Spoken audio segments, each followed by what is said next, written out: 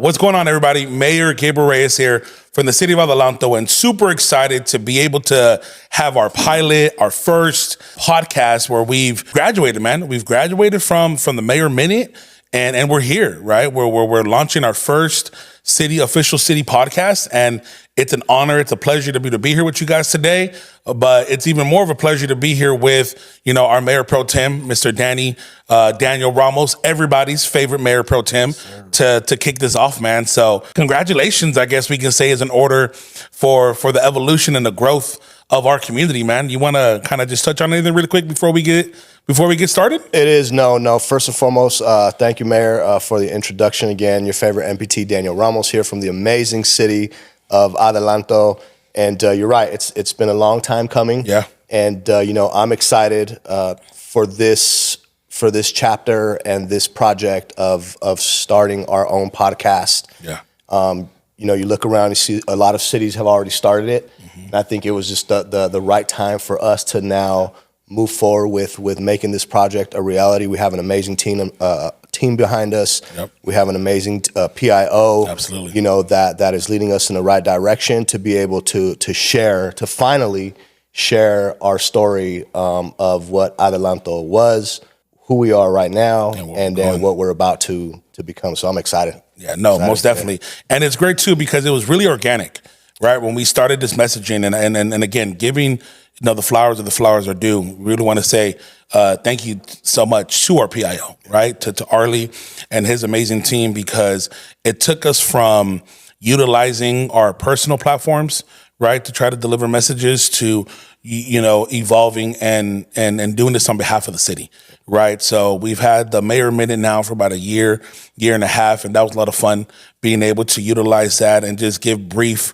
city updates, stuff that we're doing, stuff that we're going, that's going on. But now, when we talked about this maybe 8-10 months ago, right, we started saying, like, there's a story here. There's a story here with Adelanto, but most importantly, there's a disconnect with our community and communities and really what local government is all about. Sure. Right? Sometimes they think that it's our job to do this and our job to do that, right? And not to get too controversial, but with the city having Geo in our community, right? They think that that's a city handled thing, and unfortunately it's not, right? So when we're talking about this, being able to bring and shed a light really on the things that we do in local government and the relationships that need to be established and need to be strong, right, to be able to solidify our community are vital, right? So before we go into the story of Adelanto, right, as we kick off this inaugural pilot,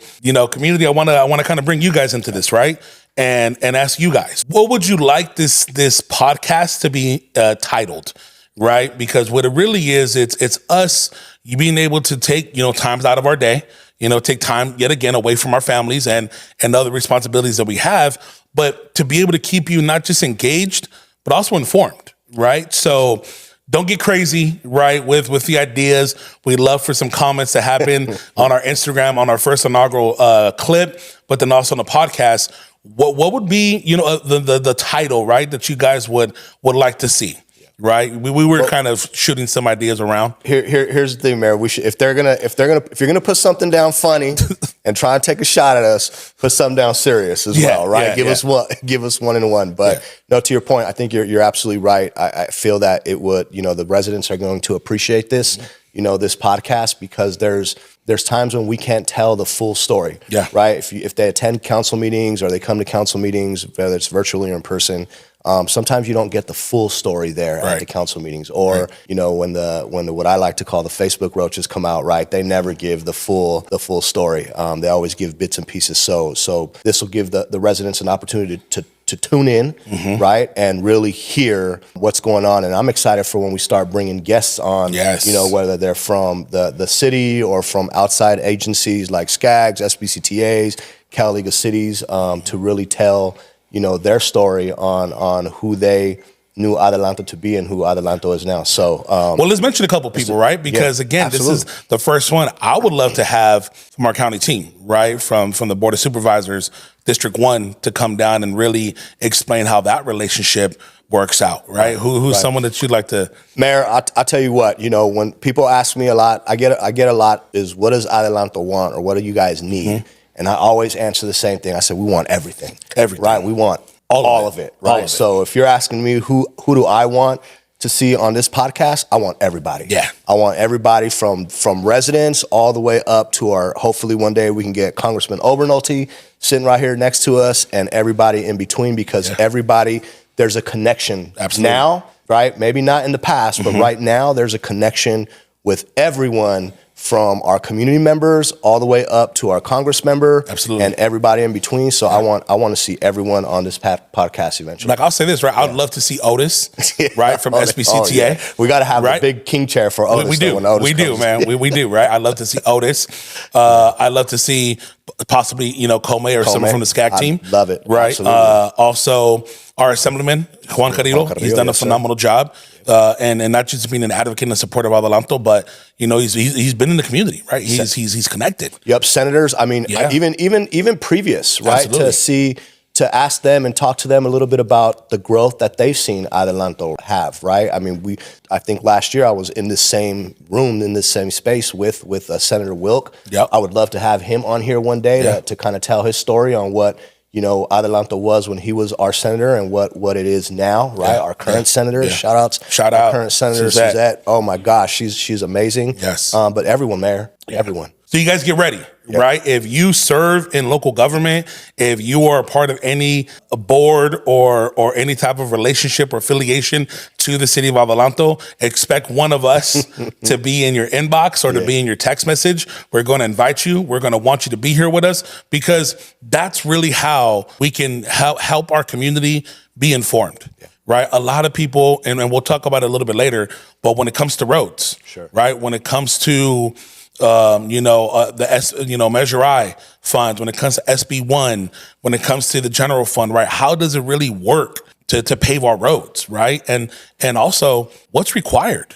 That's big. A lot of people think like it's your job. Well, it is, but there's also in-house things that needs to be done and needs to be in order before these government entities are able to feel comfortable with us, right? So we have to have our ducks in a row before they cut us a check, and a lot of people don't know that, right? So with that being said, I'd like to jump in to some some sexy stuff, right? Or maybe unsexy stuff, right? And my first question to you would be talk. I'd like for you to talk and share a little bit about what was inherited, what you inherited, what the city council inherited, what our city manager inherited, what the planning commission inherited back in 2018 when you were first elected into office as not only just the mayor, but I believe, if I'm not mistaken, it was like the youngest mayor, right? Yeah. Youngest mayor? Youngest mayor in the history of Adelanto, the second youngest elected mayor in the state of California, and then the fourth youngest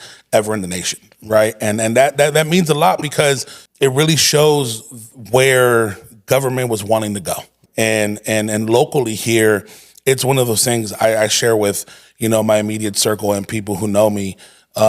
This wasn't something that I woke up saying I wanted to do, right? Prior to the mayoralship, I had an amazing career. We had an amazing company. We had, almost 40 plus employees that were working for us, and we were doing great things, right? And one of the things that really pushed us to this direction is, at the time, my wife and I were serving as youth leaders for our church in Adelanto First Assembly of God. And, we're meeting with our pastor on a regular basis. And as we're going there, talking with him, at this point in my life, I really went on a spiritual journey, and really aligning myself with biblical values, and really focusing on my relationship with God, right? And really helping, and really growing to understand how my relationship with God was going to help me be a better husband, be a better person, just be a better individual overall. So it really started the self-evaluation of who Gabriel is as a person, right? Because you can get lost when you're doing a lot of things, right? Business, projects, family. And you will. Exactly. If you don't make it a priority to stay engaged. So, we're having a meeting with our pastor, and at this point in my life, it was one of those things where I needed 3 confirmations before I did anything, right? Because I believed, and I still believe, I can do anything when God's hand is on it. Like if it's something that God wants me to do, I know nothing can stop me from making it happen, right? It's that radical faith of knowing that when God wants that door open, you just walk, right? That obedience to the yes. And my pastor made mention, he's like, hey man, have you ever thought about getting involved in politics and running for mayor? I said, nah. I voted, I don't even know what I am. You know, I was like, I voted twice for Obama because he was black, and I'm about to vote for Trump because that fool's a billionaire. You know, there was really no politicalness in me, but I wanted to be, you know, so that was one of those things where kind of put it on the shelf. You know, he's like, hey man, if you want to get involved in it, like, you know, I can probably connect you with a couple of people. And sure enough, we finish up our meeting. A gentleman who's going to run for city council in Adelanto comes walking through the main campus on Nisqually, right? And I'm just like, oh, dang, that's confirmation number 2, right? That's kind of crazy. And then we had midweek, and there at midweek, you know, pastor asked me to pray. And for those who know, like, yes, I have a strong relationship with God. Yes, I'm a Christian, but like my wife is the preacher. My wife is, you know, I've always said, you know, for many years, like she was the spiritual like leader of our family, right? And that was just because I was intimidated with where she was and where I was, right? But, you know, and he asked me to pray. I'm like, man, why are you asking me to pray in front of all these people, right? But long story short, boom, there's my third confirmation at the end of that service. You know, Brother Aaron, he walks up to me like, hey, Gabriel, man, while you were praying, I kind of had a vision, and I seen you up on like a little stage, like a little podium, and you were like navigating a meeting. And I don't know if this has any sense or any meaning to you, but I think you need to run for mayor for Adelanto. And like, I just broke because that was my third confirmation. I'm just like, man, I got to do this.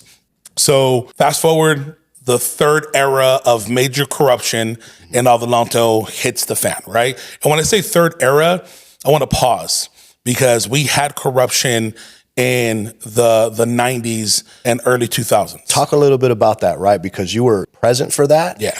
And if you don't mind me saying, you experienced it. No, absolutely. You experienced it. So you were a witness to it. Talk a little bit about that. So I'm from Adelanto, right? I've lived in Adelanto since 1992. I grew up on the north side off of Crippen Avenue.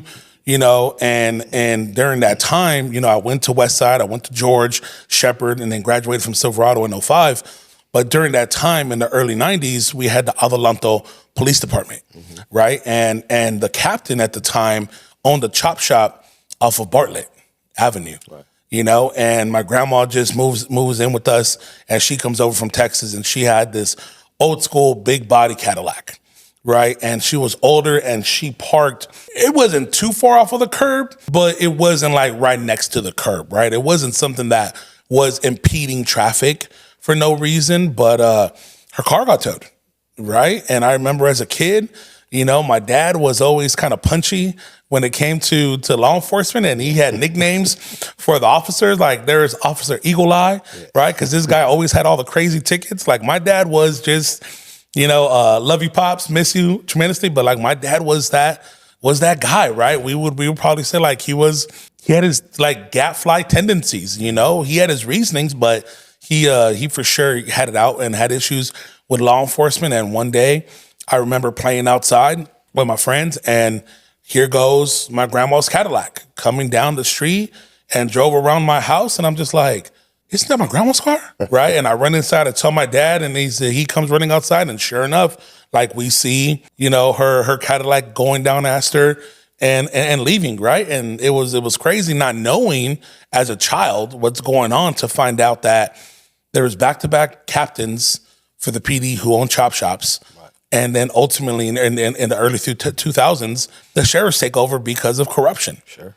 Right? So that's you know, corruption back into the 90s, right? And then there was embezzlement issues, right? With Little League, you know, and all of that type of stuff. So, you know, a little plug for the amazing leadership that we have. Bartola, Monique, Frank, everybody who's running Adelanto Little League, please understand, they had nothing to do with that era. Right. They are the era that cleaned up Little League and has made it amazing with their opening day ceremonies and the massive participation to the point where I feel, man, we got to build another baseball park, right? Like we need so many more parks now, but to stay on track, you know, that, and then boom, fast forward to 2017-ish, right? 2016 to the current time of the story. And, you know, Jermaine Wright gets arrested, right? With his crazy bribery charges, the burning down of his restaurant, the bribing a federal officer, the asking the officer to beat him up so bad that he can claim amnesia, right? And just the whole corruption that was around cannabis, unfortunately, right? With Jermaine Wright and Richard Kerr at the face of it, you know. So he gets removed. They vote to remove him. So there's a vacant seat, right? And I remember myself, Joy, Theodore, and a couple other people went to try to fill and get appointed for that seat, right? And they chose not to do the appointment. They chose to do an election. And I remember doing the paperwork for that election and getting ready to go because I felt this was what God was trying to say. Right. And then I remember having my paperwork all done, and just as clear audio as you and me talking, man. In the morning I was gonna go to turn the stuff into Brenda. I didn't call you to run for council. I called you to run for mayor, right? And I'm just like, but like, Lord, like I can be like city council member for 2 years, and then I'll run in 18. Like I was trying to negotiate, Let's right? run like, my play, Lord. Yeah, like let's do it my way, right? And like just vividly, bro. Like I was just like, no, that's not what he said. So I didn't run. You know, Councilwoman Georginette filled the seat, and she finished off that term. And then I ran. You know, so then fast forward to like May of 2018. The second part of the corruption. It's a newspaper, and Rich Kerr gets arrested and questioned by the FBI. And when that happened, I remember telling myself when we were at our business, looking back and like, really, God? Like, you didn't have to go get the guy arrested. You know what I mean? Like, you didn't have to arrest him to like make it clear that I got to do this, you know? But it was clear as day, man, you know? And so then I run in 2018 with no knowing of what it takes to run a campaign. Sure. What it means, right? But the one thing that we both share and that we understand is like sales and marketing. You know, people got to see you, people got to hear you, and you just got to outwork the work. You know, so I was running against 3 other individuals, Rich Kerr, the longest tenured so-called mayor, right? Ronald Beard, and then Ed Camargo, who was a planning commissioner for 10 years, and then active city council member. And then me, the new face, right? And it was a crazy story, man. That's a story for another day. But that journey of campaigning, right, was a great journey. And the slate ended up being, it started off with me and Jerry, right? Jerry Hernandez, right? And I remember he was the first person. I seen him do his paperwork. We meet at Denny's, we sit down, we talk, and we're just like, all right, it's gonna be the 2 of us, right? It's gonna be the 2 of us, and everyone kind of started having the little cliques, right? And trying to partner up and run slates, right? And what a slate is kind of like a team, right? So then the other quote unquote main team that was established at that time was, what was that dude's name? McDowell or something like that, right? McDowell, Camargo, and then Stevana, right? They had their little slate going on, and then stuff happens, right? And it ends up being a slate of me, Jerry, and Stevana, and the 3 of us win, right? I captured 2018, right? So I captured 34% of all the votes. I remember being interviewed by Shay, who was the writer for the Daily Press, right? And he was asking me questions during this campaign trail. And I told him, I said, yeah, my goal is I want to get 1,500 votes, you know? And he said, well, that's a crazy goal, Gabriel, because, you know, the last mayor became mayor with less than 500 votes. I said, and that's the problem. The fact that someone was able to be the leader of our city, be the mayor of our city, and less than 500 people voted for him. And at that time, we were probably like at what, 35, maybe 35,000 residents, right? So my goal was to triple it, right? I wanted to come out of the gate and get the community engaged, get the community informed, kind of get them to see that there's a new face and a new leader that's going to be here. And sure enough, man, a little bit more than 1,500 votes, mission accomplished. And we made a wave, man, right? We're a very young council that came in. I was at the time 37 years old. Young and diverse. Young and diverse, yeah. I was 31 years old when I was elected as mayor. And then Jerry was, in his mid to late 30s and same thing right around with Stevana, right? So we came in and no one really talks about how bad it is. Yeah. Because no one wants to take accountability, right? When I tell you it was bad, Adelanto, it was bad, right? There was we're 6 feet under. 7 feet under, right? The casket door was like closing and they're getting ready to throw dirt on top of the city, but I will say this though, not to be Mr. Negative or Mr. Downer or Mr. Debbie Downer, right? There is one thing that last administration did do right, and they brought in the cannabis industry, right? They brought in the cannabis industry because we needed a tax base. Right. A lot of people don't understand that. A lot of people don't understand that why Adelanto went after the cannabis industry is because we needed taxes. Yep, and I'm gonna pause you right there, Mayor, to keep you on track, right? Because there's a question later on in the podcast where we're gonna dive into the cannabis community, and we can touch on that. So don't go too deep into that. Yeah, I won't go too deep into cannabis, but the reason why they explored the cannabis industry was because we don't have a debt issue. We don't have mismanagement of bills per se. Well, how could we know, right? Because that's one of the first things that the city manager shared with me once I became mayor was that we were 5 years behind in our audits, right? As a city, we haven't done our audits for 5 years, and that includes bank reconciliation, that includes our water audits, and that included our actual audits. So if you add all three up, it's 15 years worth of responsibility and things that were not done. No transparency. No accountability. No one speaking up and trying to fix the issue. No fiscal responsibility. None of it, right? So mind you, that's 2018.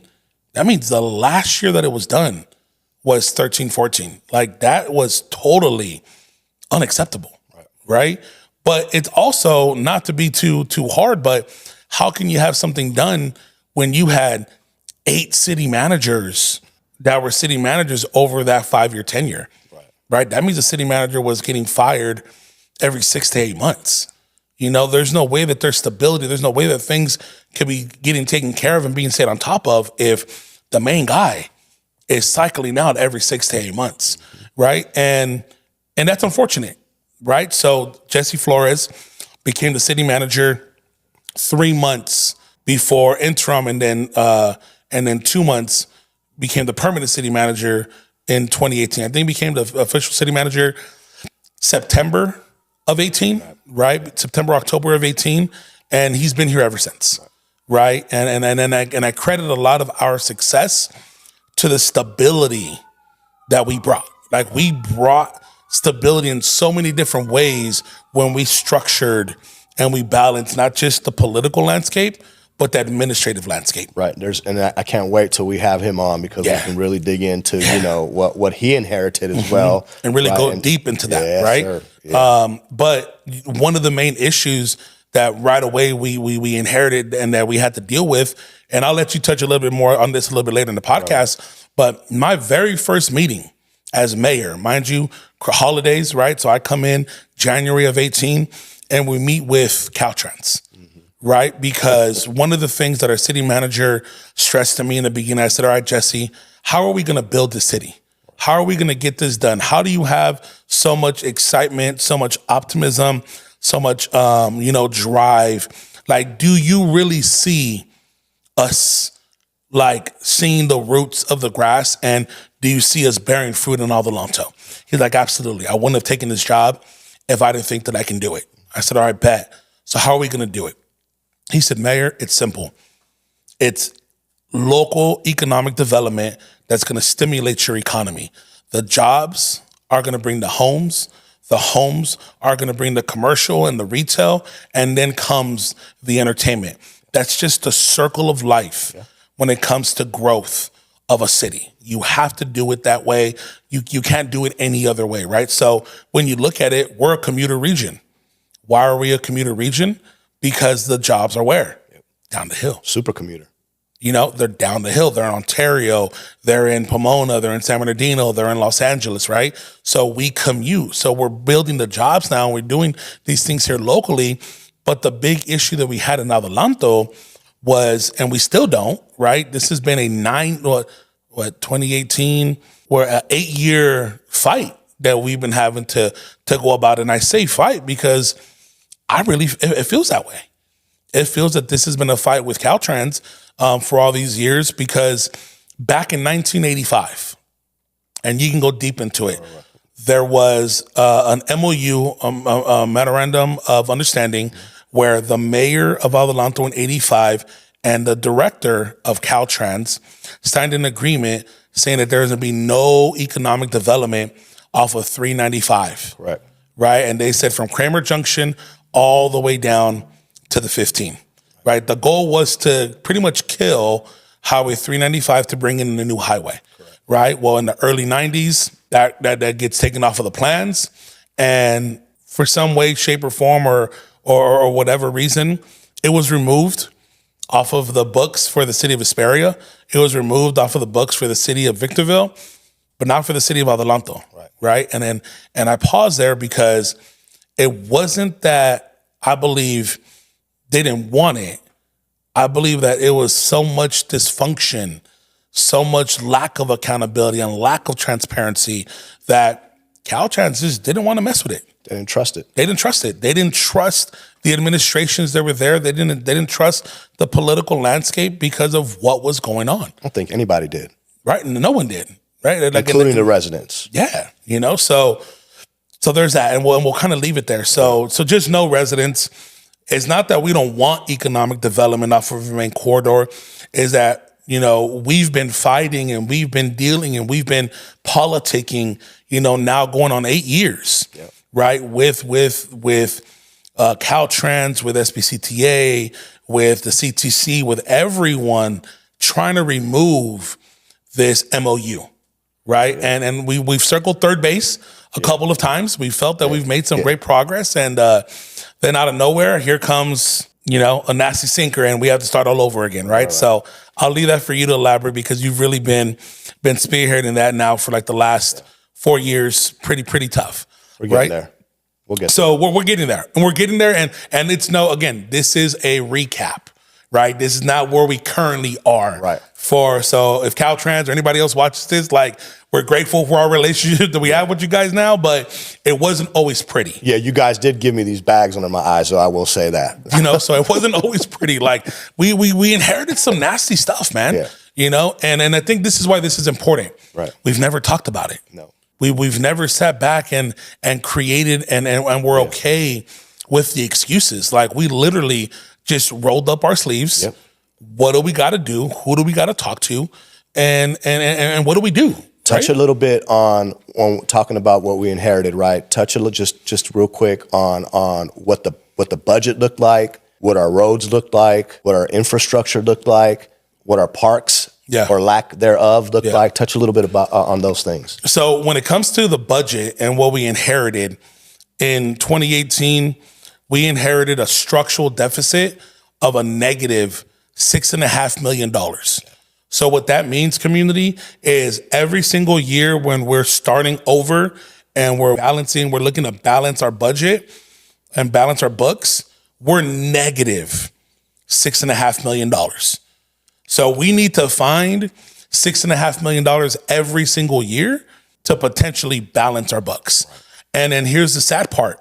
And here's a lot of the mismanagement. We owned the prison behind DCB, right? And we sold it. We sold it in 2012, I believe, for $29 million, right? So we were in a surplus of $28 million. We didn't pave roads. We didn't fix infrastructure. We didn't build parks. We didn't do anything. We, at that time, gave raises. We hired friends, and we hired our neighbors' sons and our own kids. Well, we didn't. Well, not us, the city, right? Let's get that clear. I wasn't here in 2012 or 2013, That's his right? French coming out, ladies and gentlemen. Sorry, that's French me part. speaking on behalf of the city, right? But we abused that surplus. Thank you for cleaning that up, right? Got it. Yes, we abused that surplus, right? When I say we, the city abused that surplus, and they used that money not to fix the issues, but to borrow against or to use to balance it. Like, no one fixed the issue, right? And I'm good friends with a former mayor, and I remember kind of getting into it with her tit for tat, and I pray to God it hasn't affected our relationship, but like in that time when you're in the mess, when you're seeing what's going down, it's just like you were just like everybody else, and you kicked the bucket down. Mm-hmm. No one tried to really fix and bring stability to where we were, right? And really quick, for me, Mayor, that hurts a lot more now than it did back, let's say, 7-8 years ago, when I didn't really have the full understanding of what that money or what those monies could have done for the city, right? Now knowing that the rule of thumb is, $1 million per mile of repaved, right? Yep. You take half of that money, that's 14 miles of new roads or repaved better roads, which means safer, routes to school in our community, right? Yeah. You can build a park for 1.5. Well, we did our park. We did our park for, and shout out to Prop 68, 2.8. 2.8, right? So when you really think about it now, it's just like, man, it almost brings a knot to my stomach, because you take 20 million of that 28 surplus, right? And you get 14 miles of roads, you get maybe 2 parks, and you get some other that's the crazy stuff, part, right? Like, what would we do? And you know what? And hold on, and it was probably less back then. Yeah. Right? So maybe it's 20 miles of roads and 4 parks versus what the cost of things to build is now. Absolutely. So hearing those numbers now, it almost angers me a little bit more now than it did back then, because now I understand, and we understand what things cost and what we really could have truly done with that money. Yeah, absolutely. So there was no paved roads, right? So one of the things that we started doing right away is paving roads, right? So we paved all of Rancho. Well, not all of Rancho. We paved from Rancho Adelanto west to Astor, right? That was a major truck route. There's still a little bit of work that we have to do from Astor all the way to Koala, but that'll get done. We paved Adelanto Road from 395 all the way to Rancho. What else have we paved? We've paved Bellflower from Chamberlain south to now Air Expressway. Correct. We've paved on the northeast side of town, Montezuma down to White all the way across to Adelanto Road. We've paved Koala. We've paved El Mirage coming in. Yep, El Mirage coming in. And really just focusing on infrastructure, right? So we've done a lot of, and the unfortunate part is this, right? So, and that's why I don't ever take it personal when our community says like, you're not doing enough. Right. Like, I understand that pain. Sure. Because when you go 30 years of nothing being done, you can't pat yourself on the back like, good job. Right. But it's the most that's ever been done. Right. At the same time. So really quick, so I feel we're transitioning now, right? So So we inherited a mess. Yep. Right. A negative budget, lack of roads, lack of infrastructure, lack of economic development, just lack of parks, lack of services, lack of everything. Yeah. Right. Just a lack of. So it's safe to say that, what Adelanto was back in the day, respectfully to the community members that have been here and to the previous administration, it was a mess. It was a mess, right? Let's transition now, and let's talk a little bit about, since you're mentioning the roads paved, where are we at now? Where are we at now with some of those topics, same topics, right? Where are we at with the budget? Where's Adelanto at with roads? Why are we at where we're at with the budget, with the roads, with infrastructure, with parks, with resources, et cetera? So we're in a great place. I think we're obviously the best that we've ever been. We have what's called a capital improvements plan. Are we out of the casket? We're out of the casket. We're out of the casket. Like, you know, with we were standing on the dirt, and not only are we seeing the roots of the grass, right? But like we can jump and kind of like see some life, right? You know, and slowly but surely, right? And the hard part is this: like we say it jokingly, but in government, there's two gears and there's two speeds. There's slow and slower, right? And it's unfortunate, you know. But what our city manager has been able to do, and the team that he's been able to assemble, is second to none. Yep. It's not just called the A team because of the movie reference, but it's truly the A team. Sure. You know, our team is second to none. The brilliant strategy, the controversial strategy, the frowned upon strategy, right, that he did and we embraced was we outsourced our entire land use department to the private sector. Right, we sent that department to someone who's willing to work 7 days a week, 365 days a year, to ensure that our projects are getting done correctly, they're getting done efficiently, and these projects are getting approved in lightning speed, right, while cutting no corners. You know, as some successes that we've had, we entitled 675,000 square feet of raw land through CEQA, through the EIRs, and everything in less than 90 days. Right. We did 1 million square feet in a little bit over 90 days. But our biggest success is our third industrial park with Steel Wave, and we entitled 2.5 million square feet of logistical warehousing in less than 11 months, right? So what we have as and the synergy that we have at City Hall under Jesse Flores' leadership is a synergy of like Adelanto's open for business. Right. You know, we're problem solvers. We're very resourceful. We have massive accountability on the things that need to be done and addressed. We don't just complain about things, but we find solutions. Sure. Right. So, you know, for the first time in I think 30 plus years, we built our park, the Evelyn and Charlie Glasper Park off of Jonathan and Chamberlain. First park on the north side ever. First park on the north side. First splash pad. And any local park in District 1 in the high desert, right? We have another park that we're wrapping up the designs for off of Bellflower and Chamberlain. That'll be a 5-acre park. So we're building these parks, right? Where we're getting these things going. And it's exciting because they haven't been done before, right? With the massive growth of youth sports, right, in our community, it's needed.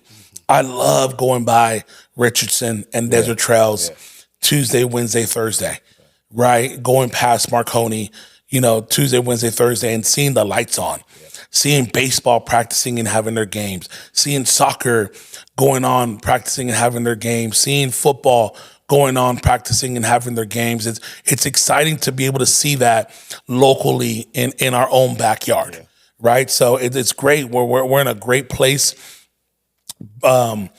Still addressing some of the growing pains that we've had, but we're tackling our infrastructure issues. Not only are we fixing and addressing the hurdles and the problems that we don't have, but we're preparing for the future, right? A very, sensitive topic on infrastructure is our water quality, right? And one of the things that we're going to do in our Mayor Minute, it's going to be a little bit longer one, but we're going to talk about our water quality, right? Are we satisfied with it meeting the state board requirement? No, we're grateful that it does, but obviously we want to do better, But the biggest issue that I stand on and I'll never get off of is we don't have a water issue. Correct. We have a dilapidated pipe issue. Right. I remember one of our very first meetings with PERC back in 2018 is we had them bring one of their 8-inch pipes that they just replaced. I have it at my house still, the little one. Yeah. I have it still. We got to bring it back. We got to bring it back so residents can see it, right? But out of the 8 inches, like 3 of them was all like corrosion buildup, right? Like dirt and copper and lead and all these other things that they get caught up in the pipe. And that's why If our water was dirty, it would stay brown the whole time. 100%. But it doesn't, right? It flushes out. And it's funny because I remember as a kid growing up in Adelanto in the summer, right? When, many, many years ago where kids played outside and like we lived life, right? I remember drinking out of the water hose. I just remember as a kid, I'm like, oh man, my water hose is dirty, right? But you let that bad boy run for like 10, 15 seconds. It stops being hot. And, it stops being brown and it's clear, it's cold, and you drink from the water hose. It's refreshing. It's refreshing. So we don't have a water necessarily issue. Does our wastewater facility do a great job in cleaning and doing those type of things? Absolutely. But we have an infrastructure issue, right? We have to replace these pipes. We just had a presentation done where, the study kind of said the same thing, that it's not horrible, but it's time to start preparing to replacing this infrastructure, right? And bringing in new pipes. So that's one of our long-term projects that we're working on, community. Like we're working on a bond, right? To where we can go and get a bond for $50, $60 million and start repairing sections of Adelanto from the north side, south side, all the way across, and start addressing some of these infrastructure needs, right? That we have. So I want to kind of touch there before we go a little bit too far and kind of turn it over to you, right? I want to kind of bring the two last questions, and then two last then we'll questions, go. and then we'll segment into something else. What do you feel are the biggest accomplishments so far, and what changes have made the biggest impact today, and what do you feel the biggest accomplishments are so far since 2018? I would say the biggest change that has so far that has changed the landscape of our city, 100%, is when we outsourced our land use department to the private sector, right? That really allowed plans and projects to be done on a regular basis. Right. Like, and we'll make reference to it with your time on the planning commission. But there was point in times when we were having 4 or 5 projects a planning commission getting approved. Absolutely. Right? Like we were cranking through entitlements, and I would say that right there, because that's the heartbeat. That's the bloodline. That's the blood flow of a city is this plan check. It's engineering, it's building and safety. A lot of people we've heard, right, in introductions and meetings where they'll have a project. Perfect example, Elon Musk with the Boring Company, right? We went down to Hawthorne. We knocked on their door and we heard that Elon was sitting on permits in the city of Hawthorne for the Boring Company 3.5 years, right? And he could not get permits approved. So we went, we did the tour, we took the whole land use team down, we checked out SpaceX, and then we go to the site and he's like in between homes trying to do some R&D with this boring machine, right? And then we sit down with him and it's, well, not him, but with the boring team. And we tell them like, hey, look, man, we're so confident that we'll have your permits for R&D before you close escrow. And I remember looking over at our land use team, can we make this possible? Like, is that gonna be able to happen? And they said, absolutely. Right. We'll get this done within 30 to 45 days. 45 days later, I remember leaving Stater Brothers, right? And I'm going north on 395 and I see the massive boring machine, right? So when the Boring Company was sitting in the city of Hawthorne for 3+ years, not being able to get permits, and we got our permit, we got him his permits legally in less than 45 days, that speaks volumes. We hear it all the time where people are having to wait 18 months to 2 years in Los Angeles. Can't have that. Right? To try to get permits and entitlements. And we're getting stuff done. At one point in time, it was an average of 4 to 5 months. Right. 4 to 5 months, these projects were coming in and getting entitled and cranking and moving, right? So that's probably the biggest adjustment that we made that has been the best, right? And then the second question was? It was the biggest accomplishment. You touched a little bit on the biggest impact, and it's with their land use department. But what would you say if you had to pick one right now between the time you took over as mayor and to today, right? What do you feel is the biggest accomplishment so far that you would hang your hat on, or that the city should look at potentially hanging their hat on, and really just, brag, boast about? And it's not sexy, right? You made mention of that earlier. This is not for sure not sexy, but it's important. It's the physical responsibility that the city is known for now, right? Being able to get caught up on all of our audits, being able to be at the phase where come this June, right, we will be caught up year to date. Right. So being able to do those 5 years and then still do all the years that we've been in office and doing those things and being like the last one being accomplished this June. I remember when I got the call from Jesse. This was a little bit after my dad passed away. So this was 2021, summer of 2021. And I think I shared it with you. Like at that point in my life, I didn't want to do this anymore, right? Like, not having my dad at my city council meetings and all of that, like, hit me hard. It was a hard thing to get over. And I remember just, not working that day, being at home and taking a nap and getting a call from Jesse. Mayor, we did it. I'm like, what's up? He's like, I can confidently say that this is the first year in 15 years where the city of Adelanto didn't have to borrow from Peter to pay Paul. Right? Like we balanced our budget and we balanced our books without having to borrow from our water account. Because the culture previous to 2018 was we had money in the water account, right? We had money, like the surplus was in the water, right? And what the city was doing a promissory, borrowing 1 million, borrowing 3 million, borrowing 2 million, and doing a promissory on payments, right? So that's what we mean by borrowing from Peter to pay Paul, right? Is that, and we had to do that for the first year, for the first time, right? And then having the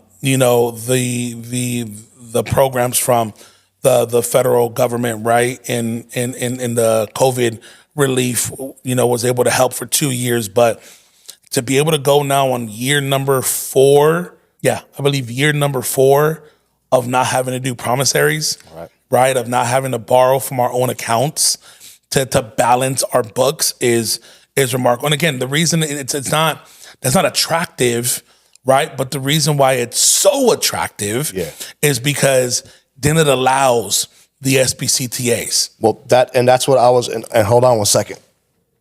I'm gonna wet my whistle on this one because I got a couple questions for you now, right? I want to kind of go back. I have a lot to say on this one.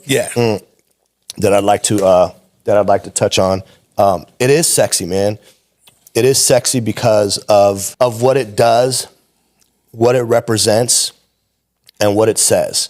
Right? When you have a balanced budget and you're caught up on all your audits for the first time ever in the history probably of the city, right? Or 15 years. It, for the residents out there, should eliminate any doubt that your city is doing anything wrong when it comes to being transparent, right? A balanced budget and caught up on all your audits eliminates anything where people are going to come in and say, oh, they're not being transparent. Yes, we are. Yes, we are. How are we not being transparent? We've accounted for every dollar that's spent, right? When people come in and want to yell or talk about corruption, okay, well, if every dollar is accounted for, then where is the corruption, right? More importantly, what you just touched on, when you're caught up on all your audits and you have a balanced budget, and this was new to me, man. Again, up to just a few years ago, and that's why we've been pressing so hard on it. I was not aware that there are pockets, there are bags of monies waiting there for cities that have balanced budgets and that are caught up on their audits. And oh my goodness, like the amount of money, and again, this is another segment, the amount of money that's there and the amount of money that the city of Adelanto has received because of of us having a balanced budget and now being caught up on all of our audits, right? That's sexy. That's sexy. And for every resident out there, when you tune into this and you hear this part of it, appreciate the fact that you have a city right now that is being transparent with you, right? That doesn't have, for the first time in a long time, any corruption going on, right? Because Jesse Flores is bringing in some amazing detectives to account for every single dollar. For sure. And make sure that it's being spent right. Make sure that it can all be accounted for. Make sure that's going to the right places. And we're here finally. Like we have arrived, and there are a lot of dollars that are being released to us for specific projects and to go to certain areas because we're being transparent, because we're caught up on our audits, because we're balanced. We have a balanced budget. And to me, man, as a city and as an elected official who ensures that I am around a lot of other electeds and cities to really understand like the difference between good cities, bad cities, failing cities, thriving cities, right? I make it a point to do that so that I know where we're at. Right. Or at least I can feel, you know what? Okay, why aren't we there? Why aren't we here? Right? And I'm telling you right now, Mayor, like that's something that I'm proud of, man. I'm proud of it because that's one of the biggest successes and wins for a city when you can have a balanced budget, when you can be caught up on all of your audits and continue to do that. Sky's the limit after that. Absolutely. Man. And a good example, right, about the pockets of money that you're referring to is with SBCTA, what we're able to do with Bartlett, right? They said, hey, submit your 2022, I think, or 2020. I can't remember the exact years, but they released the money so that we can pave all of Bartlett. Right? Bartlett was one of the worst roads. Probably the worst. That we had, right up there with Adelanto, right? Road, that we had in the community, and because we were able to do those things, right? And that's where the trust comes in, right? And that's where the networking, the collaborations, the all the meetings and the things that are done behind the scenes. And what I mean by behind the scenes, it's not just a city council meeting, right? And it's kind of where I want to kind of segue with you and pause where we are. Pretty much the 2024, no, like 2023 year is kind of where we are right now. But going back to the beginning, right, with your story now, right. And we've talked a lot about it with other entities and other friends and other cities, right? This wasn't by accident. No. Like where we are right now, where like this duo is, it wasn't something that just, happened overnight. Right. And take us back to like your political journey, right? Like when you decided to throw your hat in politics, and kind of elaborate how all like this duo, started. Yeah, no, it's fun, man. And I'm gonna kind of do a fast forward, version for the sake of time. But it was right around that 2018 time. I was living 2017-ish, going into 2018. I was living, in Victorville, and felt the need for, I don't want to say change, because I feel like Victorville's always really been going in the right direction. Yeah. Right? They have a great thing. They have a great team out there. Shout outs, one of my favorite city managers in the world, Keith Metzler. He's really got a grasp on things. Victorville's always, regardless of what we feel and what residents feel, when you step back and look at it as a whole, right? Victorville's trending up. Yes. And I feel they always have. Yeah. Right? Every city has things that they can work on. Every city has crime. And as you grow, everything grows with you, right? You don't grow as a city and then not grow in crime and traffic. And if you grow, you grow. Do you want to grow? Get ready for all the growing pains that are going to come with it, right? Accept it. And if you don't want to grow, then move out somewhere where they don't have any plans to grow. Yeah. And you won't have to worry about that stuff. But yeah, El Mirage. But El Mirage is going to grow soon too. You'll see, Mayor. But what I did feel there was a need for was a shift in leadership, right? It was time for some leaders to pass the torch. Absolutely. Right. And one thing that I've learned quickly in government and politics is, people want to pass the torch, but they want to feel comfortable with who they're passing the torch to. 100. Right? I don't want to just pass the torch to anybody, right? Are you going to protect the flame, right? Are you going to keep the flame going? So I, had a meeting with my best friend at the time, and I won't mention his name, right? I won't mention his name, just so I don't embarrass him. But about one of us having to run for city council. Let's try it, right? I didn't know what I was doing. I was managing and operating one of the number one smoke shops, pipe and tobacco shops in the high desert, and him and I both were pretty well known in the community. We felt like we wanted to take on more responsibility, more of a leadership role. And, the plan was for him to throw his name, in the hat, because remember, he was from here, born and raised here. I was here, but I also was gone for 15 years, serving our country, and then came back, right? So he did have a bigger platform and was more known, right, in the community than I was at the time. It's safe to say. And thank you for your service, right? Navy veteran, 15 years. You were worth it. Appreciate you. Thank all that you do. But long story short, last minute, he decides not to, right? Because he's got too much on his plate. Yeah, I don't want to turn and look at him right now, right? But he's over there staring at me. I can feel him. So I'm like, well, you know what? I'll do it. I'll throw my name in the hat for Victorville, right? And let's see what happens, and let's see if we can make some noise. And you never know, right? Yeah. What's the worst that can happen? We don't get a seat, and we still continue to do the great work that we were doing in the community, because that's one thing that I will say about us is we were always doing work in the community. For sure. No matter what, for right? Sure. We were going to do it regardless, right? That's where we connected. You don't need a badge. You don't need a title. You don't need to sit on a dais to serve your community, right? Absolutely. You either want to serve it and you're going to serve it, or you're just you're talking sideways. Yep. So throw my name in the hat. And I think that year there was like 14 people running for 2 seats. It was a big, right? I remember going to a forum at Victor Valley College, Community College, and the entire stage was taken up. Yeah. Like it would take 10, 15 minutes for the question to even get down, to the other end. But fast forward, came in 4th, I believe, if I'm not mistaken, 4th or 5th. Yeah. Didn't get neither one of the 2 seats. It was Deborah Jones. Shout out to Deborah Jones.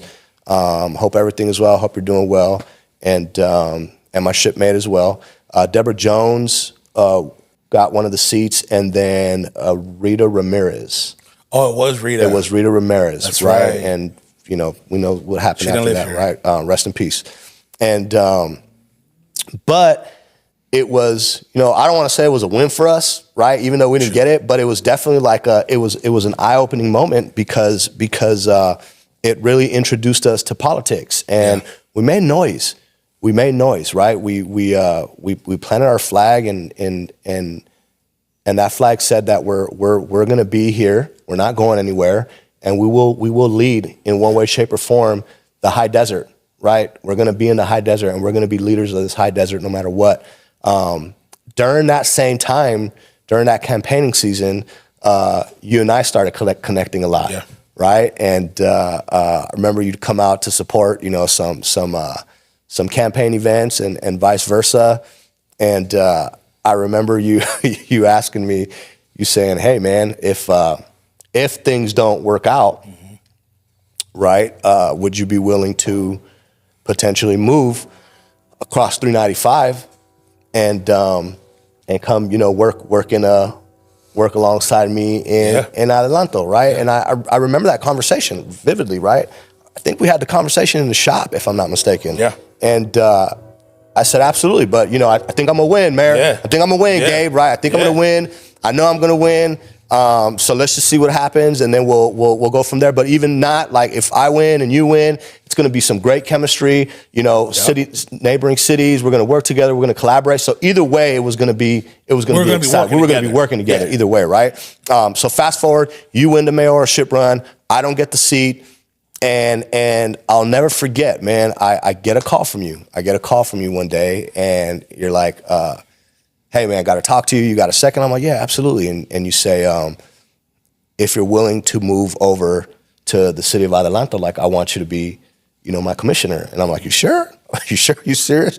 You're like, yeah. He said, are you willing to move? I said, absolutely. I got off the call with you, right? And I immediately, boom, packed up. I was kind of like there already, but I wasn't. But now I was there 100%, full time. And so it was very much, it was planned, it was very much planned.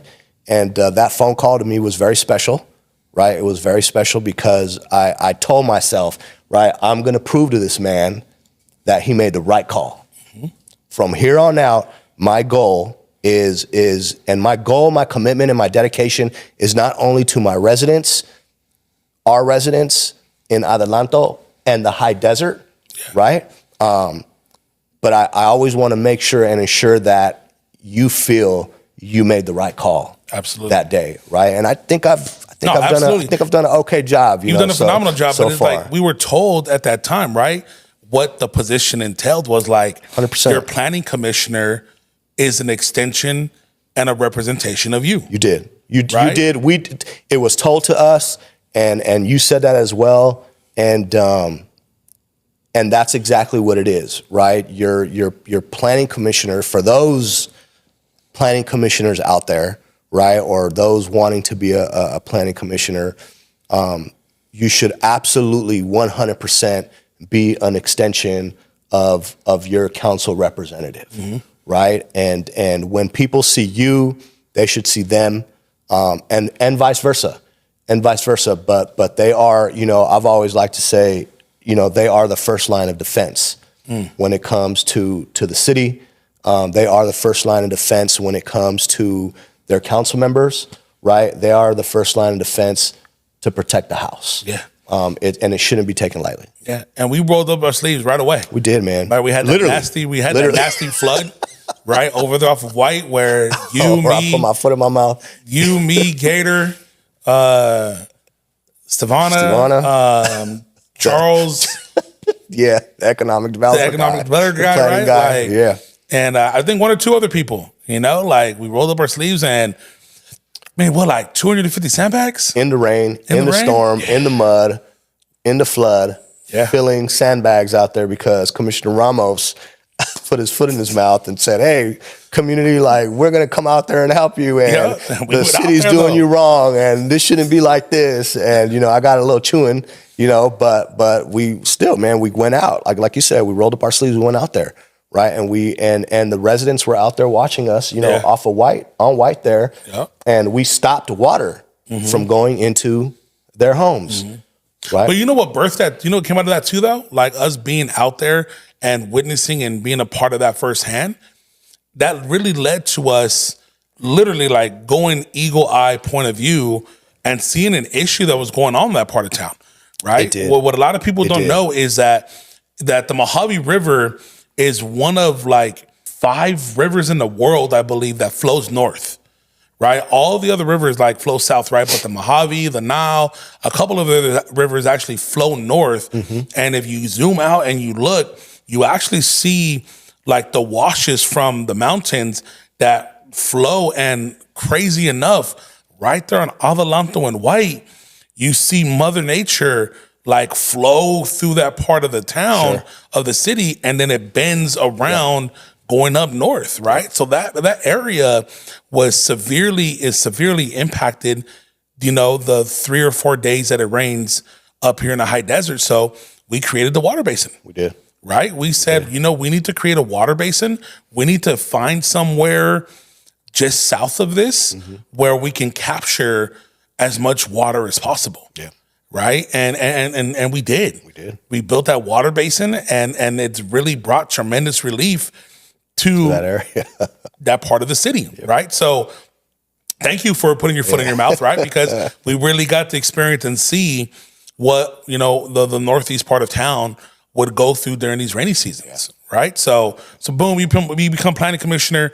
Like, what was your What was that experience like, right? Because you were more in the midst of the projects being approved, right? What people had to say with staff, being a part of the planning commission. Like, what were those 2 years like? Yeah, those 2 years were, and that's a great question, man. And I actually really appreciate those 2 years.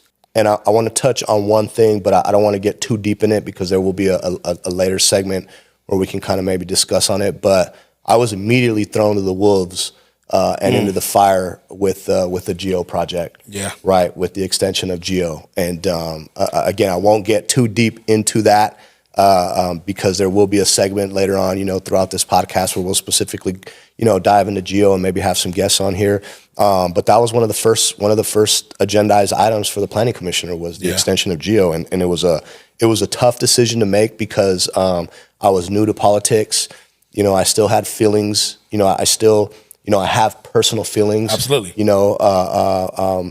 My Hispanic culture, there was just a lot to deal with. And for the first big decision that was put on, I was the deciding vote. Yeah. Which makes it even bigger, right? It's a 2-2. And I was the deciding vote, right? So, to be faced with something that massive, being who I was and how young I was in this game, it was big. But I look back to it now and I wouldn't change it.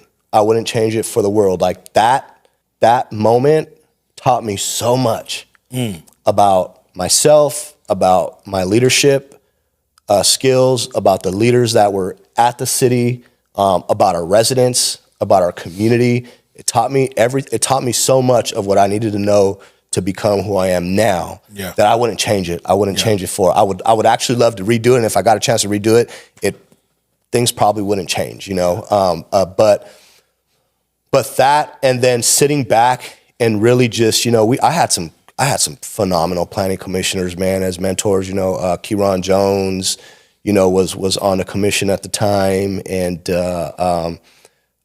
he for sure was somebody that I just really looked up to. Yeah. How he carried himself, how he studied, how he went in and asked questions, to the different departments, prior to. And just the way he conducted himself at the meetings, ran the meetings, I wanted to be like Kieran. Yeah. Right. I wanted to be like Kieran. Kieran was the guy. Kieran was the guy. And shout out to Kieran if you get a chance to tune into this. Thank you, man. Thank you for turning me into this guy that I am now. And the 2 years went by fast. Yeah. The 2 years went by fast, but I made sure that I studied as much as I could. One of the things that I learned was going out to the sites at that planning commission level. Like, go out to the sites. Don't just read the agendas. Go out to the sites and physically see it, touch it, walk it. But I knew, Mayor, like, I'm not even gonna lie to you, and I'm not gonna lie to you, residents either. Like, I knew that was just like the beginning For sure. And I saw a massive gap and a hole and an opportunity at the next leadership position. And the city of Adelanto was lacking something, right? And I felt that I had that something that it was lacking to allow the city to arrive and be put on the map. And then 2020 came. Yeah. And that's what a lot of people don't understand, right? Technically, we get paid only for two things. The second and fourth Wednesday to sit on that dais and vote. That's technically all we get, quote unquote, paid for, and to sit on the other boards. We need to have a segment on that too. Absolutely, right? But what people don't see is, or what people don't understand is, we're 30 years behind the eight ball. Right. Like, through hard times, Apple Valley grew, Hesperia grew. There is a new city called Oak Hills. Victorville became the metropolitan of the region, and Adelanto had President Weed. Yep. So, like, we were behind the eight ball. So, yeah, we could just sit here and be like, oh, this is all we have to do. But that's not who we are.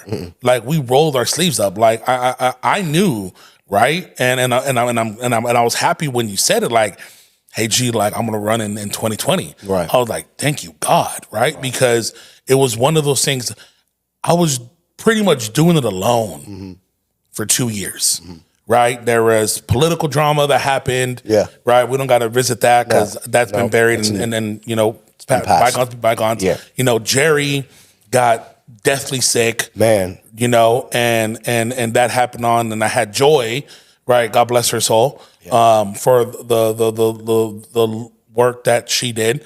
You know, there was no one else out there that was willing to get in the trenches and really go to work, right? Really go to work, and that mayor pro tem role, right? It's vital.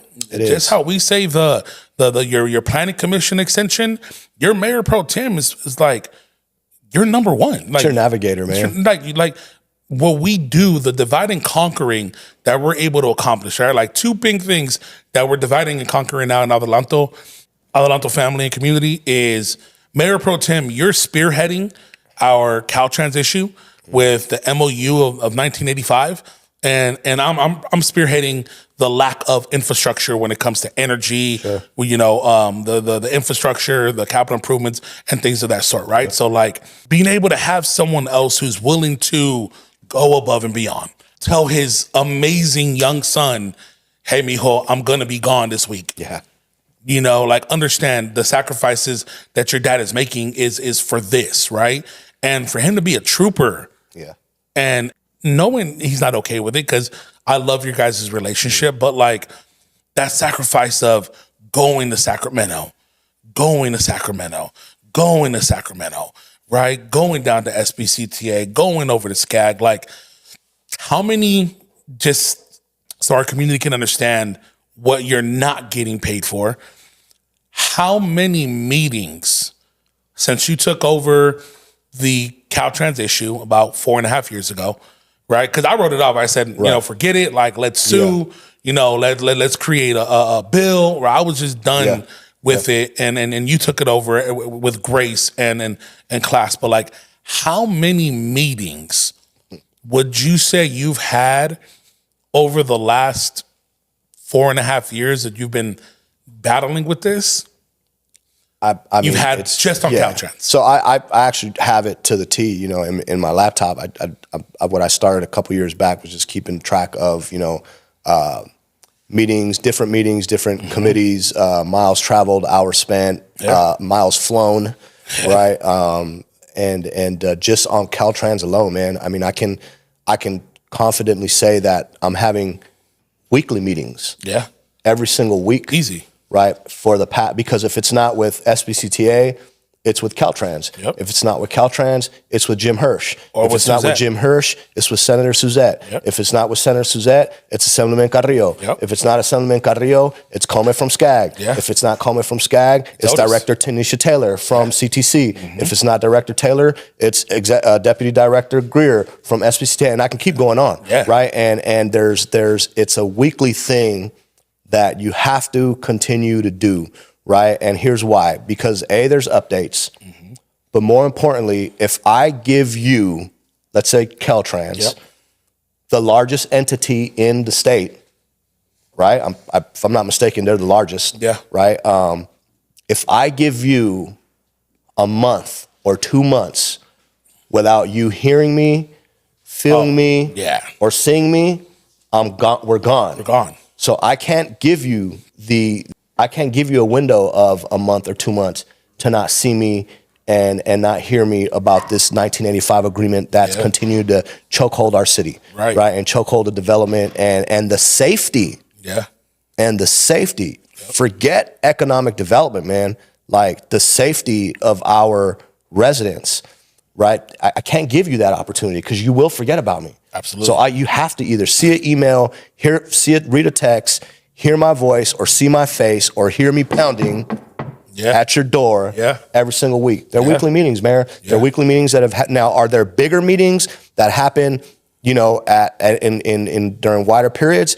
Yeah, like every month, you know, there's a bigger meeting, right? But every week for the last at least 2 years, 2.5, almost 3 years.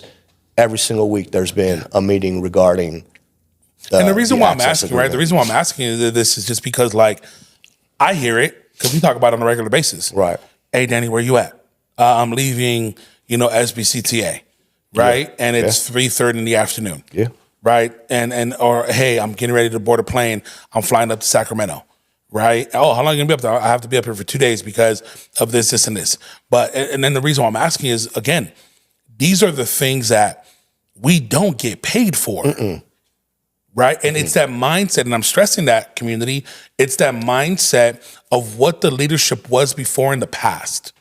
That they had that mindset of, well, I only get paid for 2 meetings. Yeah. I just gotta come in on the council meetings, have my council meetings, and that's it.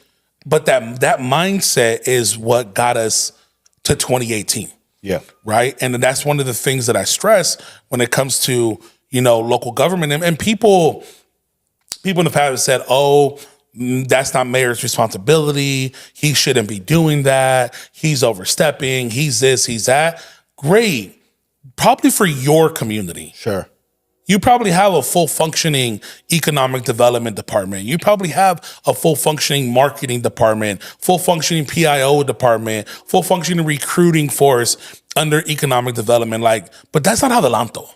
Adelanto's been neglected. We need our council members to be the voices, right? The ambassadors, right? We have to wear so many different hats, right? Because of how far behind we are in the 8 ball, right? So I can probably say, I'll just throw an easy number. You've probably had in the last 4 years, easy 50 flights, probably up to Sacramento. Easy. Right?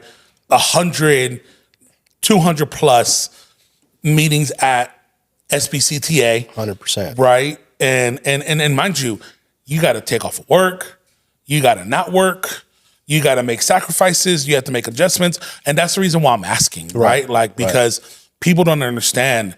And then they try to create a narrative when you have an ace, when you have a stud, when you have someone who's willing to embrace the work, right? You allow them to shine, right? And I'm not saying that I allow you, but it's one of those things No, you do. You can say that. That's a fair statement. I knew that you would handle this responsibility with Caltrans to my standard of what should be done. Right. And in execution and doing what's right for the city. Right. Right. And that's what I mean by it. You carry that responsibility, you carry that burden, you carry that result just as high. Sure. So it's super exciting to hear, those type of things. So and now for you, right? You had a re-election as well. What would you say is some of your, like you asked, right? In regards to successes, biggest challenge and biggest success. Right. I think, and those are two phenomenal questions. And the biggest challenge I feel for me has been, I think initially was finding my identity on who and what I wanted to be for this council. Right. But when I found what that was, it was okay, it is so on and cracking now. Let's go. Right. Let's go. And I found that. Right. And it was to be the person, the representative outside of our city limits. Yeah. Right. That's what my identity was. That's who I needed to be. I needed to be Adelanto salesman, the person to sell Adelanto to the rest of the world, bro. Yeah. Mayor. Yeah. Not just the rest of the community, to the world. Yeah. Right. And that's when I made that decision, it was full steam ahead. And then on top of that, being allowed, right? You're right. You said it right. Being allowed by the city manager, by the mayor, more importantly, by the residents, being allowed by our residents to go out and represent Adelanto and sell Adelanto to the rest of the world was like the icing on, was like the gas to the fire. Yeah. Right. And I feel that to me has been the biggest accomplishment. Right. There were times I'll never forget the very first Cal League of Cities event we went to. I think I shook 2 hands. right? And they were from Victorville. Yeah. we knew because we knew each other. We're neighboring cities, right? Yep. And I was like, man, like, and I'm seeing all these elected officials, and they're smiling with each other, and they're hugging each other, and they're shaking each other's hands, and I'm like, well, man, nobody's coming. Like, no one wanted to be around Adelanto, for sure. Nobody wanted to be around Adelanto, man, and it was probably for a lot of reasons. It was probably because they didn't know who we were, right? And it was probably because they knew who we were. Yeah. And they wanted to stay or who we were. Yeah. Let's figure out if these people are legit. Right? And that hurt me, man. And that did hurt me, right? I took that very personal. I took that very personal. And from that day on, I said, absolutely not. Like, no way, Jose. Like, no, I didn't serve my country and protect, I'm going to go on my little soapbox here, but it's the truth, right? I didn't serve my country for X amount of years and protect these people, right? And provide the comfortable blanket of freedom that they so, comfortably sleep under, right? For now the city that I'm serving, not to be acknowledged or known, right? Or have a light on them. Absolutely not. So again, man, sleeves up. Yeah. Shoes tied, sleeves up, belt on, let's get to work, right? And I knew we were going to have to step. And we were going to have to show up, because you said something earlier and you were right. Adelanto, the city of Adelanto, the problem has always been that we were neglected. Yeah. But not that we were neglected by agencies. We were neglected by our leaders. Yeah. Absolutely. Our leaders neglected the city of Adelanto. Because look at it now, right? Look at it now. Everywhere we go, right? So that, and I'm getting to that. Yeah. Our leaders neglected Adelanto and didn't sell Adelanto because there was A, nothing to sell, and B, they didn't know how to sell. They didn't even believe in themselves. Yeah. And it's no shot to any previous leaders, but it's the truth. And if we want to have a conversation about it, we can have a conversation. Talk about it. Come on to the podcast and talk about it, right? Because some of you have actually owned this and have admitted it to myself, right? That you guys didn't do a great enough job of believing in Adelanto, selling Adelanto. You worried about the wrong things. Yeah, absolutely. And the city of Adelanto was not going to be able to be built from the inside out. It was impossible. Yeah. We had nothing. Yeah. We had nothing. So we needed to get out there and represent ourselves, right? And create these relationships, right? That's what does CM always talk about: experience, access, and relationships, right? CM, you should bring a team that has experience, but your city council should be responsible to get out there, cultivate, create, maintain the relationships to get the access. Yeah, for sure. To get the access in that specific order right there. So we got to work, man. And we started, another thing I'll never forget. I'll never forget that call that we got from Colonel Paul Cook, district supervisor, right? Are you guys gonna start represent, right? You called me. Yeah. Hey man, Cook called right now. He said, what the heck is going on? Like, are we gonna be a part of like this? Roger that. Yeah. So we dug in. SBCTA, Cal League of Cities, SCAG, Cal Cities, Mojave Air, right? VVTA, right? And I can go on. I can go on National and on. League of Cities National League. And let me tell you something, man. We haven't missed a day. Yeah. And I'm proud of that. For sure. We have not, in the last almost 5 years, at SBCTA, at SCAG, at Cal League, whether it's the state or division meetings, we have not missed a day. Yeah. We have and residents, that's to you guys. We have not missed a day of showing up to make sure that Adelanto is represented well, make sure we're at the table, we're in discussions, and we have a voice. Yeah. Our attendance is perfect right now, right? Yeah. And that has created some of the most powerful, impactful, unforgettable relationships that are part of the reason why we are now on an uptrend like our neighboring cities, right? The SBCTA, right? It's mind blowing, man. And it confirmed that a council that everyone does need to have a role. And it confirmed to me that work needs to be done within the city, but more work needs to be done outside of the city. For sure. So as we wrap up, because we got a few minutes left here, right? Yeah. We hit a few of our talking points. Yep. Right? But it's exciting, though, because this is our first one. Yeah. So Adelanto, want to just let you guys know some things that you can expect us to be able to talk about here in our upcoming segments, right? We want to really focus on our youth opportunities, right? So Little League, Desert Community Soccer Club, football, cheer, all the sports entities that we have in Adelanto. Check your inboxes. We're going to be reaching out to you guys because we're going to have a special segment that just revolves around the youth sports, right? Sustainability and environment, right? What we're doing there to be cleaner and to be a greener city. Housing and development is another one we're going to touch on. But I think one of the next ones is I really want to go in on cannabis. Absolutely. Right? I want to talk about what role it played. I want to talk about what we've been able to create from the cannabis industry, right? And special programs and things that have been launched from there. So, but also at the same time, community, again, this is an engagement. We want to hear your ideas. Like, we want to hear what are other talking points that you want us to elaborate on and other things that you would love to gain some clarity about, right? So in closing, Mayor Pro Tem, Danny, man, this has been amazing. Didn't realize how fast the time was going to go.